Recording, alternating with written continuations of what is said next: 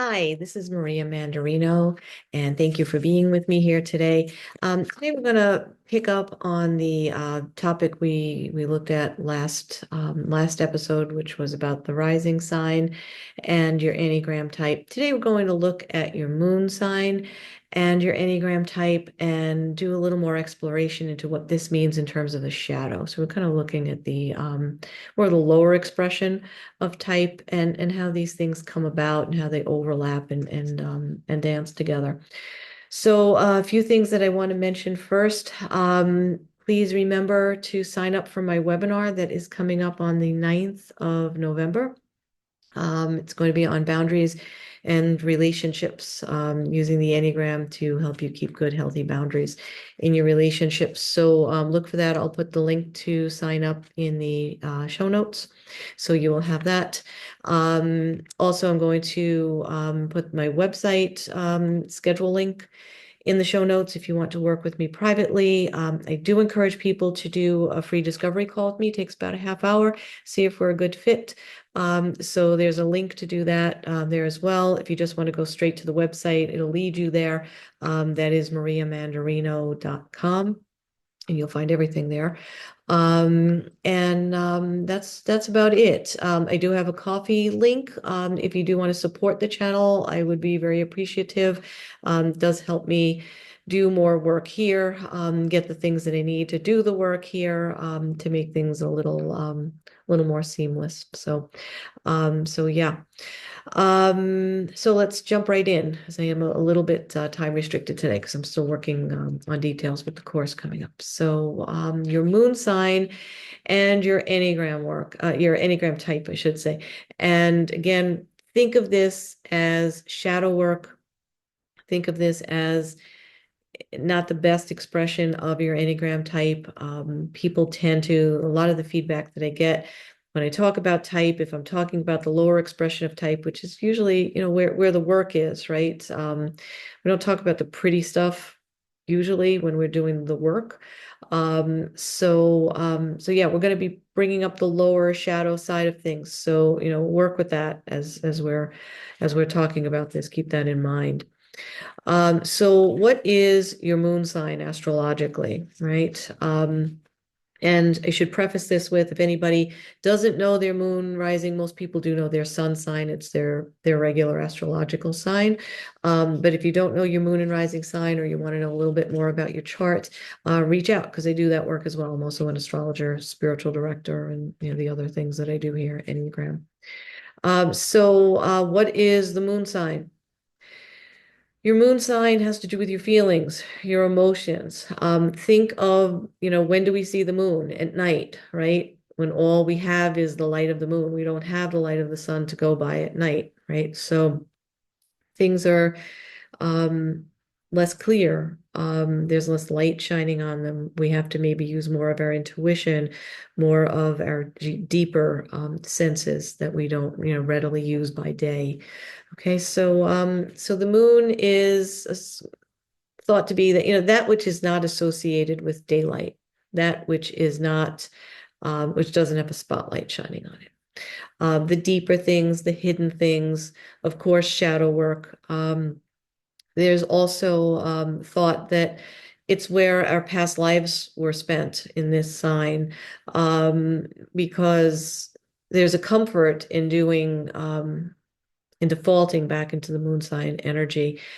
There's a comfort in it, there's a familiarity in it, and this is said to be because we've done it before. So when things are uncomfortable in this lifetime, we we often default back to the behaviors of our moon sign, which again is an opportunity for shadow work. And the reason we default back to this, it's comfortable, it's familiar, as I already said, but it's also the things we've mastered in that previous life. It's not what we came here to do. So, inspiring ourselves to emerge from that behavior is really beneficial to the life we came here to live now. Something I think of about the moon sign, and I'll put a link to the song in the notes. Billy Joel's song "The Stranger" We all have a face that we hide away forever. We take it out and show ourselves when everyone is gone. It's kind of that part of who we are. We hide it. The people that are closest to us usually will get to see it. But for the most part, it's the hidden part of who we are, the part that's only seen in the darkness, literally could be in the shadow, or just when other people aren't around. Um, so, so that's the background on the moon sign. So we're going to jump into the types. And again, bear in mind, I'm probably going to be describing more shadow of type. Okay, so it doesn't mean that there's not a higher self. We all know those parts of ourselves, but again, the work happens in the shadow. So type 1, the perfectionist, high standards for themselves and for other. There's an altruistic um, desire under that, I think. I think most type 1s would say that. It's the high standards are for the source of for the sake of improvement, I should say. But it breeds frustration and resentment in them because nothing's ever perfect, right? So those high standards are really rarely met completely. So they can be frustrated and become resentful and a little prickly. So the moon sign I chose for this, and again, there's going to be more than one moon sign that can correlate to your type. So I'd love to hear that from you. So if you do identify with a different moon sign, if you have a different moon sign and you are a type 1, I want to hear about it. So let's get that conversation going. And the last time people were awesome with that. So if you're listening and you did comment last time, thank you, because this is how we learn and stretch into who we are. So for the moon sign for type 1, I chose Scorpio because Scorpio, well, scorpions sting, right? And type 1s in their lower expression, in their shadow, they're a little stingy about that inner critic, particularly if they're directing it at someone else. In wanting to improve somebody, they can be a little. So yeah, that's the one I chose for type 1, Scorpio. And again, it's not the only one. We've got 12 signs, we've got 9 types. So it's never going to be a 1-for-1. Okay, this is a stretching exercise. Type 2 are givers. And these are the people that are empaths, typically. They sense the needs of others, and in their shadow, they tend to have poor boundaries, and they kind of can be a little intrusive. So the moon sign that I chose for that, and again, think shadow, I chose Pisces. So Pisces is a rather intuitive sign. They do tend to be empaths. They're deep feelers. They're very sensitive. And it's a pretty close match to 2. And not the only match. That was the one that I chose there. Type 3 are performers. These are people that are goal and performance oriented. They are action oriented. They are the human doings. Human being isn't in their immediate repertoire. Okay, they like to do. And in the doing, in the goal accomplishing, they can miss the needs of others. And they don't even realize they do it, right? So they're on this treadmill, kind of conveyor belt kind of thing. So for this, I chose Aries, right? The god of action, also the god of war. Everything is a spectrum, in astrology and in the Enneagram, right? But it's an active energy. It's a doer's energy. And it's their priority is the Aries in shadow.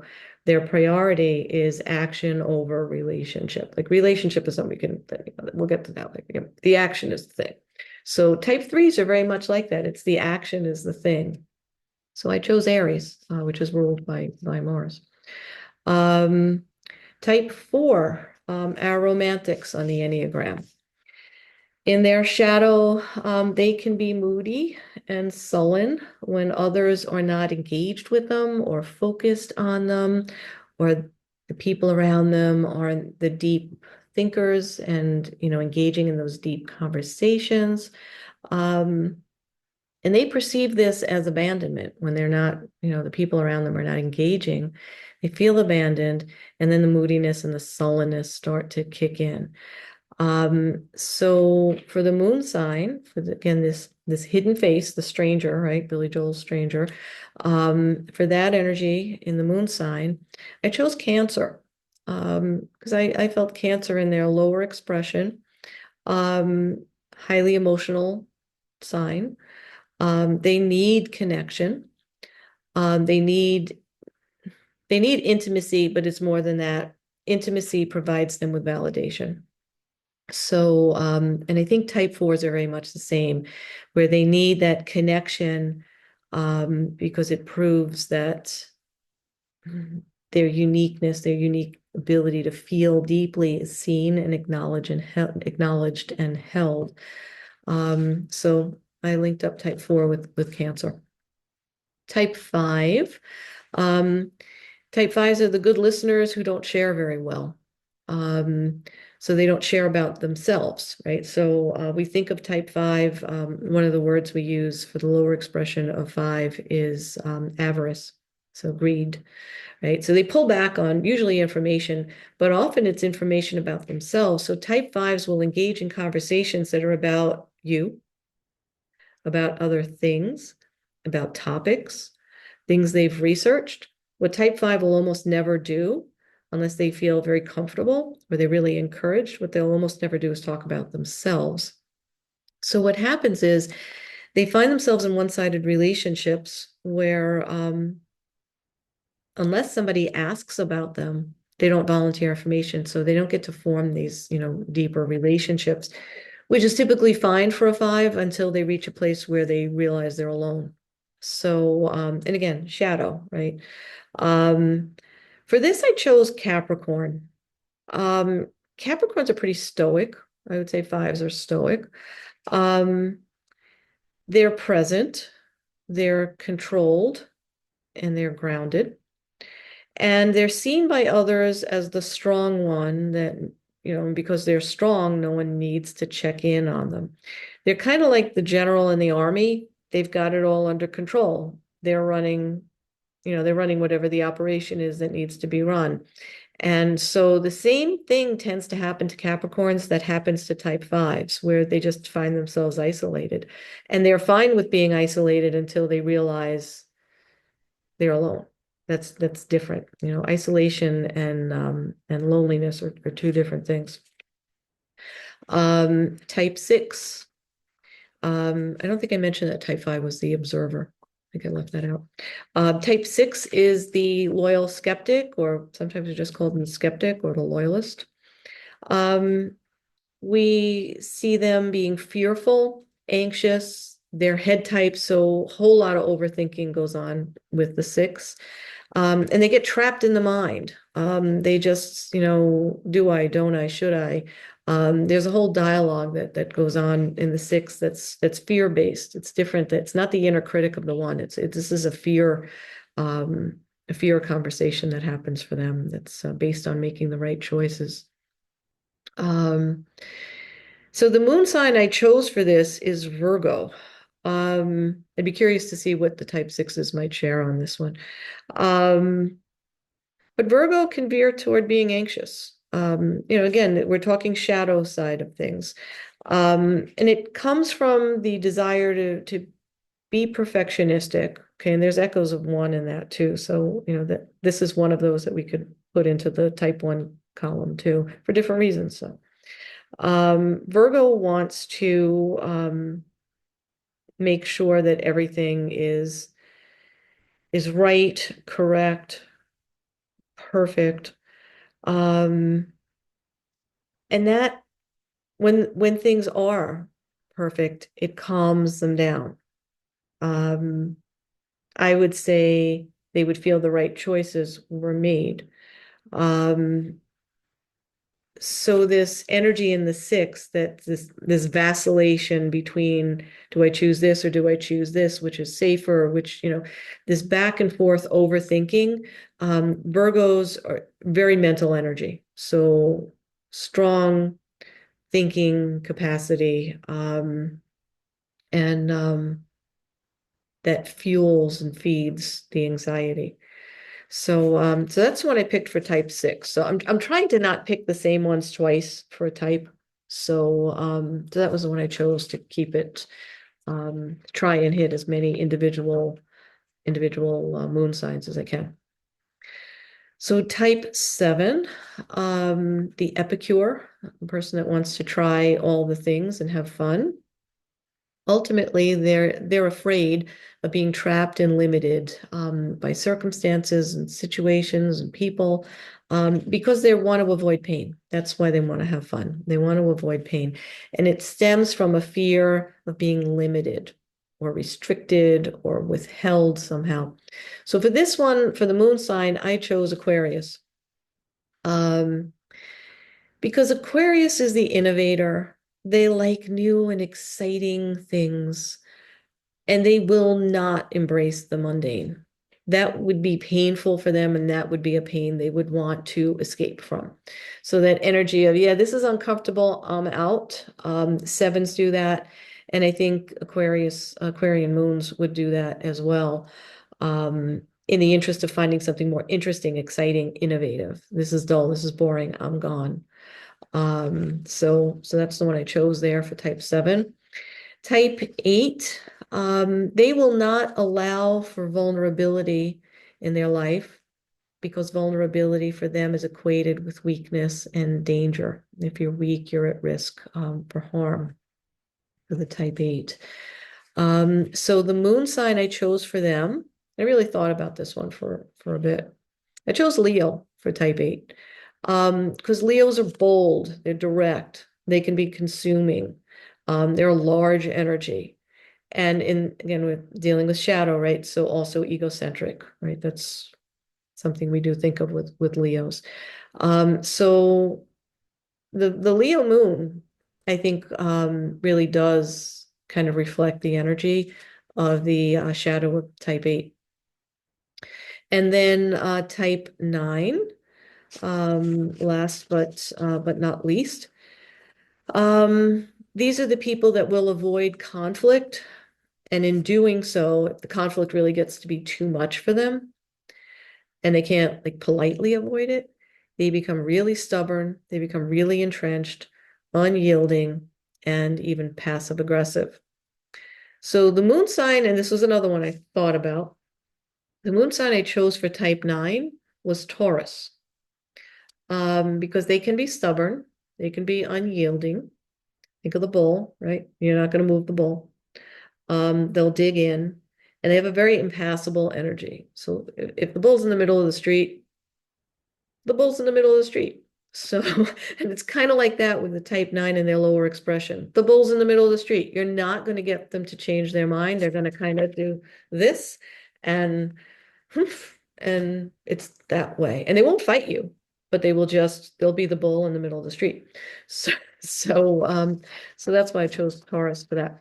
So it's just a quick look at how your moon sign and your Enneagram type can work together to help you excavate the shadow, do a little digging around your shadow. So just to give you an idea of how I work, this is pretty much how I work. One of the ways, not the only way. But we look at where you're stuck. We look at where you're going back to behaviors that the lower behaviors that you already know how to do because you did it the last time you were here, right? So we don't really look at the Enneagram that way, but when I put it all together, we kind of make a little bit of a soup out of the different techniques that I use.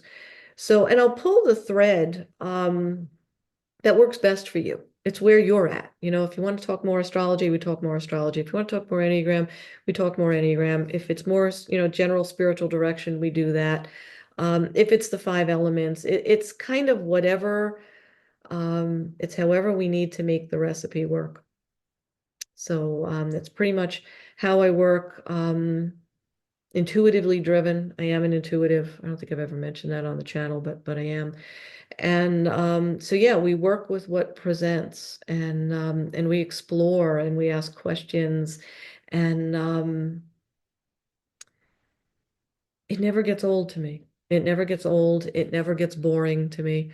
Um, as I see people transform and I see those light bulbs go off with a question that I ask that has to do with, any number of the things that I just rattled off. I love my work. I love helping people get to understand who they are at a deeper level on an ongoing basis. Because you know what? You never get there. That's like never a one time, like, oh, yeah, I figured out who I am. Yeah, wait, you'll find out another layer is there for you. So that's the nature of my work and how I work and really why I do this. Because if we're going to make a difference in this world and we don't know who we are and we haven't encountered our true self and looked at our shadow first, we're never going to get there. So I am about to run because somebody is outside and my little dog, who you can probably see down there in the background, is about to get semi-hysterical. So thank you for being here. Check the show notes for all the links. And remember to like, comment, subscribe, and share. We need to get more people subscribing because there's not enough of those. Okay, so as Nala's screaming in the background, thank you for being here, and I will see you next time. Bye.